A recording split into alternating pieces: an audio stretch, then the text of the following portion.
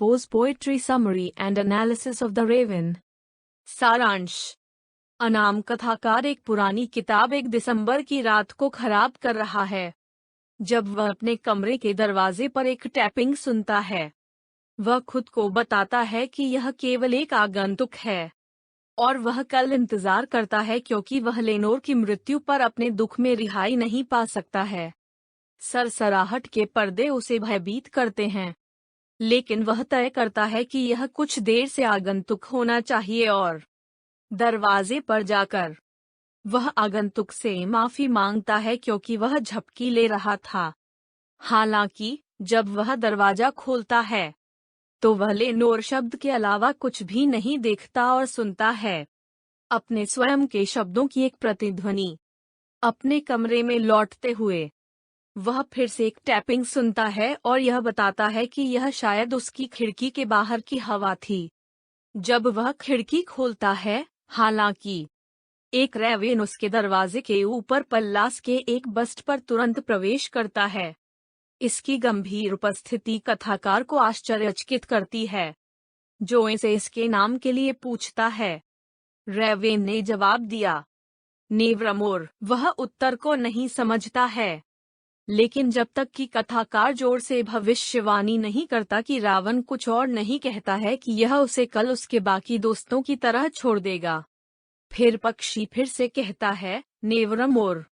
चौंका देने वाला, कथाकार कहता है कि रावण ने यह शब्द किसी दुर्भाग्यपूर्ण स्वामी से सीखा होगा, जिसके दुर्भाग्य के कारण उसे बार बार यह शब्द दोहराना पड़ा। मुस्कुराते हुए कथाकार अपने शब्द के अर्थ के बारे में विचार करने के लिए अशुभ रावण के सामने बैठता है।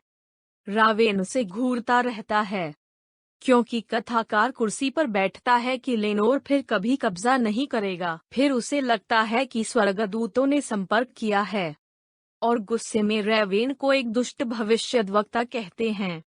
वह पूछता है कि क्या गिलियड में राहत है और अगर वह फिर से स्वर्ग में लेनोर को देखेगा। लेकिन रेवेन केवल जवाब देता है, नेवरमोर। एक रोष में कथाकार मांग करता है कि रेवेन रात में वापस चला जाता है और उसे फिर से अकेला छोड़ देता है, लेकिन रेवेन कहता है, नेवरमोर, और यह पालास की हलचल को नहीं छोड़ता है। कथावाचक को लगता है कि उसकी आत्मा कदापि नहीं रेवेन की छाया को छोड़ देगी। विश्लेषण। द रेवेन पो के कविताओं में सबसे प्रसिद्ध है, अपने मधुर और नाटकीय गुणों के लिए उल्लेखनीय है। कविता का मीटर ज्यादातर ट्राइकेकोक्टेमीटर है, जिसमें 8 तनावग्रस्त स्थिर 2 शब्दांश प्रति पंक्ति है। ABCBB की अंतिम छोर की योजना और आंतरिक तुकबंदी के लगातार उपयोग ट्रैपिक ऑक्टिमेट और कुछ ज्यादा नहीं और कभी नहीं के परहेज के साथ संयुक्त कविता को जोर से पढ़े जाने वाले संगीतमय स्वर देता है। पो भी कविता की उदासी और एकाकी ध्वनि को रेखांकित करने और समग्र वातावरण स्थापित करने के लिए लेनोर और नेवरमोर जैसे शब्दों में ओ ध्वनि पर जोर देता है। अंत में नेवरमोर की पुनरावृत्ति कविता को एक गोलाकार अर्थ देती है और पो को प्रभाव की एकता करार देती है, जहां प्रत्येक शब्द और पंक्ति कविता के बड़े अर्थ को जोड़ती है। अनाम कथावाचक आमतौर पर गॉथिक सेटिंग में एक अकेला अपार्टमेंट, एक मरती हुई आग और एक धूमिल दिसंबर रात में दिखाई देता है, जबकि अपनी परेशानियों से खुद को विचलित करने के प्रयास में अपनी पुस्तकों का अध्ययन करता है। वह कभी कभी लेनोर के बारे में सोचते हैं, लेकिन आमतौर पर अपनी भावनाओं को नियंत्रित करने में सक्षम होते हैं। हालांकि ऐसा करने के लिए आवश्यक प्रयास उन्हें थका देते हैं और उनके शब्दों को समान रूप से धीमा और बाहरी रूप से शांत कर देते हैं। हालांकि कथा के दौरान नायक अधिक से अधिक दोनों को ध्यान में और कार्रवाई में उत्तेजित हो जाता है, एक प्रगति जिसे वह अपनी युक्तियों के माध्यम से प्रदर्शित करता है और अंततः अपने तेजी से विस्मयादिबोधक मोनोलॉग के माध्यम से प्रदर्शित करता है। अंत के पास हर श्लोक में, हालांकि उनके उद्घोषों को उनकी आत्मा की निराशा को दर्शाते हुए दक वॉथ द रेवन, नेवरमोर वाक्य के शांत उजाड़ से छिद्रित किया जाता है। पो की कई कविताओं जैसे उल्लू और एनाबेली द रेवेन में एक मृत महिला की उत्तेजित नायक की यादें हैं। कविता के माध्यम से लेनोर की अकाल मृत्यु को स्पष्ट रूप से सौंदर्यपूर्ण बना दिया गया है, और कथाकार उसकी स्मृति पर अपनी निर्भरता को मुक्त करने में असमर्थ है। वह रेवेन से पूछता है कि क्या गिलाद में बाम है और इसलिए आध्यात्मिक उद्धार है, या यदि लेनोर वास्तव में मौजूद है। लेकिन रेवेन ने अपने संदेह को खारिज करके अपने सबसे बुरे संदेह की पुष्टि की, मृत्यु का भय या गुमनामी। पो के लेखन के बारे में बहुत कुछ बताती है, और द रेवेन उनके सबसे कमजोर प्रकाशनों में से एक है क्योंकि यह इस तरह के एक निश्चित नकारात्मक उत्तर प्रदान करता है। इसके विपरीत, जब पो कविता में एक समान स्थिति में लेनोर नाम का उपयोग करता है, तो नायक गाई डे वेरे का निष्कर्ष है कि उसे अपने शोक में रोने की जरूरत नहीं है क्योंकि उसे विश्वास है कि वह लेनोर से स्वर्ग में मिलेंगे। कई समाचारों के कारण रोकी पाव की पसंद बीमार खबर के लिए उपयुक्त है। मूल रूप से पो ने केवल एक गूंगे जानवर की मांग की, जो शब्दों के अर्थ को समझने के बिना मानव जैसी आवाज पैदा करने में सक्षम था, और उन्होंने दावा किया कि द रेवेन की पहले की धारणाओं में एक तोते का उपयोग शामिल था। इस अर्थ में रेवेन महत्वपूर्ण है क्योंकि यह कथाकार को एक भयावह अलौकिक हस्तक्षेप के अस्तित्व के बिना भयावह संदेश के उद्धारकर्ता और व्याख्याकार दोनों की अनुमति देता है। उसी समय रेवेन के काले पंख को पारंपरिक रूप से बीमार शगुन का जादुई संकेत माना जाता है, और पो भी नॉर्स पौराणिक कथाओं का जिक्र कर सकते हैं, जहां भगवान ओडिन के पास हगिन और मुनिन नाम के दो रेवेन थे, जिनका क्रमशः विचार और था स्मृति। कथावाचक एक छात्र है और इस तरह हगिन का अनुसरण करता है, लेकिन मुनिन लगातार अपने विचारों को बाधित करता है, और इस मामले में पल्सास के धमाके पर उतरकर एक भौतिक रूप लेता है, जो सीखने की ग्रीक देवी एथेना को देता है। कविता की सेटिंग के देर से आने और कथाकार की मानसिक उथल पुथल के कारण कविता कथाकार की विश्वसनीयता को प्रश्न में शामिल करती है। पहले तो कथाकार अपने अनुभवों को तर्कसंगत व्याख्या देने का प्रयास करता है, लेकिन कविता के अंत तक वह रावण को इससे परे कोई व्याख्या देना बंद कर देता है, जिसे वह अपने सिर में रखता है।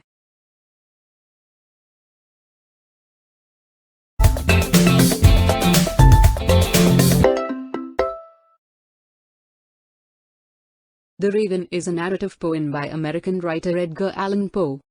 First published in January 1845, the poem is often noted for its musicality, stylized language, and supernatural atmosphere. It tells of a talking raven's mysterious visit to a distraught lover, tracing the man's slow fall into madness. The Raven was first attributed to Poe in print in the New York Evening Mirror on January 29, 1845. Its publication made Poe popular in his lifetime, although it did not bring him much financial success. The poem was soon reprinted, parodied, and illustrated. Critical opinion is divided as to the poem's literary status, but it nevertheless remains one of the most famous poems ever written. The Raven follows an unnamed narrator on a dreary night in December who sits reading forgotten lore by a dying fire as a way to forget the death of his beloved Lenore. A tapping at his chamber door reveals nothing, but excites his soul to burning. The tapping is repeated, slightly louder, and he realizes it is coming from his window. When he goes to investigate, a raven flutters into his chamber. Paying no attention to the man, the raven perches on a bust of Pallas above the door. Amused by the raven's comically serious disposition, the man asks that the bird tell him its name. The raven's only answer is nevermore. The narrator is surprised that the raven can talk, though at this point it has said nothing further. The narrator remarks to himself that his friend the raven will soon fly out of his life, just as other friends have flown before, along with his previous hopes. As if answering, the raven responds again with nevermore. The narrator reasons that the bird learned the word nevermore from some unhappy master, and that it is the only word it knows. Even so, the narrator pulls his chair directly in front of the raven, determined to learn more about it. He thinks for a moment in silence, and his mind wanders back to his lost Lenore. He thinks the air grows denser and feels the presence of angels, and wonders if God is sending him a sign that he is to forget Lenore. The bird again replies in the negative, suggesting that he can never be free of his memories. The narrator becomes angry, calling the raven a thing of evil and a prophet. Finally, he asks the raven whether he will be reunited with Lenore in heaven. When the raven responds with its typical nevermore, he is enraged, and, calling it a liar, commands the bird to return to the Plutonian shore, but it does not move. Presumably at the time of the poem's recitation by the narrator, the raven still is sitting on the bust of Pallas. The narrator's final admission is that his soul is trapped beneath the raven's shadow and shall be lifted nevermore. Analysis. Poe wrote the poem as a narrative, without intentional allegory or didacticism. The main theme of the poem is one of undying devotion. The narrator experiences a perverse conflict between the desire to forget and desire to remember. He seems to get some pleasure from focusing on loss. The narrator assumes that the word nevermore is the raven's only stock and store. And, yet, he continues to ask it questions, knowing what the answer will be. His questions, then, are purposely self-deprecating and further incite his feelings of loss. Poe leaves it unclear if the raven actually knows what it is saying, or if it really intends to cause a reaction in the poem's narrator. The narrator begins as weak and weary, becomes regretful and grief-stricken, before passing into a frenzy and, finally, madness. Christopher F. S. Marlegay suggests the poem is a type of elegiac paraclosithyron, an ancient Greek and Roman poetic form, consisting of the lament of an excluded, locked-out lover at the sealed door of his beloved. Stanza 1. Once upon a midnight dreary, while I pondered, weak and weary, over many a quaint and curious volume of forgotten lore, while I nodded, nearly napping, suddenly there came a tapping, as of someone gently rapping at my chamber door. "'Tis some visitor," I muttered, "tapping at my chamber door. Only this, and nothing more." Stanza 2. Ah, distinctly I remember it was in the bleak December, and each separate dying ember wrought its ghost upon the floor. Eagerly I wished the morrow, vainly I had sought to borrow from my book surcease of sorrow, sorrow for the lost Lenore, for the rare and radiant maiden whom the angels name Lenore, nameless here forevermore. Stanza 3. And the silken sad uncertain rustling of each purple curtain thrilled me, filled me with fantastic terrors never felt before, so that now, to still the beating of my heart, I stood repeating, "'Tis some visitor entreating entrance at my chamber door. Some late visitor entreating entrance at my chamber door. This it is, and nothing more." Stanza 4. Presently my soul grew stronger, hesitating then no longer. "Sir," said I, "or madam, truly your forgiveness I implore. But the fact is I was napping, and so gently you came rapping, and so faintly you came tapping at my chamber door, that I scarce was sure I heard you. Here I opened wide the door. Darkness there, and nothing more." Stanza 5. Deep into that darkness peering, long I stood there wondering, fearing, doubting, dreaming dreams no mortals ever dared to dream before. But the silence was unbroken, and the stillness gave no token, and the only word there was spoken was the whispered word, "Lenore." This I whispered, and an echo murmured back the word, "Lenore." Merely this, and nothing more. Stanza 6. Back into the chamber turning, all my soul within me burning, soon again I heard a tapping somewhat louder than before. "Surely," said I, "surely that is something at my window lattice. Let me see, then, what thereat is, and this mystery explore. Let my heart be still a moment and this mystery explore. 'Tis the wind and nothing more." Stanza 7. Open here I flung the shutter, when, with many a flirt and flutter, in there stepped a stately raven of the saintly days of yore. Not the least obeisance made he, not a minute stopped or stayed he, but, with mien of lord or lady, perched above my chamber door.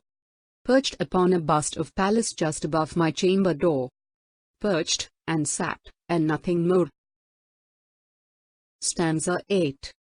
Then this ebony bird beguiling my sad fancy into smiling, by the grave and stern decorum of the countenance it wore.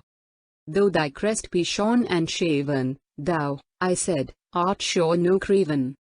Ghastly grim and ancient raven wandering from the nightly shore. Tell me what thy lordly name is on the night's Plutonian shore. Quoth the raven, nevermore. Stanza 9. Much I marvelled this ungainly fowl to hear discourse so plainly, though its answer little meaning, little relevancy bore. For we cannot help agreeing that no living human being ever yet was blessed with seeing bird above his chamber door. Bird or beast upon the sculptured bust above his chamber door, with such name as nevermore. Stanza 10. But the raven, sitting lonely on the placid bust, spoke only that one word, as if his soul in that one word he did outpour. Nothing further then he uttered, not a feather then he fluttered, till I scarcely more than muttered, other friends have flown before. On the morrow he will leave me, as my hopes have flown before. Then the bird said, nevermore. Stanza 11. Startled at the stillness broken by reply so aptly spoken. Doubtless, said I, what it utters is its only stock and store. Caught from some unhappy master whom unmerciful disaster followed fast and followed faster till his songs one burden bore. Till the dirges of his hope that melancholy burden bore. Of never, nevermore. Stanza 12. But the raven still beguiling all my fancy into smiling. Straight I wheeled a cushioned seat in front of bird, and bust and door. Then upon the velvet sinking, I betook myself to linking fancy unto fancy, thinking what this ominous bird of yore, what this grim, ungainly, ghastly, gaunt and ominous bird of yore meant in croaking nevermore. Stanza 13. This I sat engaged in guessing, but no syllable expressing to the fowl whose fiery eyes now burned into my bosom's core. This and more I sat divining, with my head at ease reclining on the cushion's velvet lining that the lamplight gloated over, but whose velvet violet lining with the lamplight gloating over she shall press, nevermore.